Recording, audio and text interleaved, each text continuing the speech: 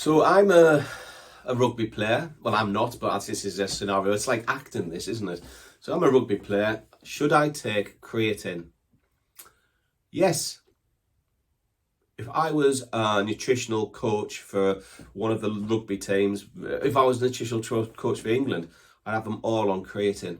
I'd have them on creatine and something called Beta-Alanine. The two's like a marriage. I'd be micronized creatine or creatine hydrochloride, something like that, and Beta-Alanine together. Your power will be intense. Your recovery will be superb. Your up to the 10-second sprint will be enhanced dramatically. Your actual ATP production will be firing. Your lactic acid, that's when you start to get fatigued, will be reduced or buffered significantly. Your power, your everything else, I said power, so you're going to get double power because I said it twice. Try creatine, boys. If you're not on creatine and you're playing rugby, what you been doing, lads? Come on. Little supplement company, pop down, talk to me about creatine, or Jordan will put you through your paces and tell you what's what. All the best, guys. Bye.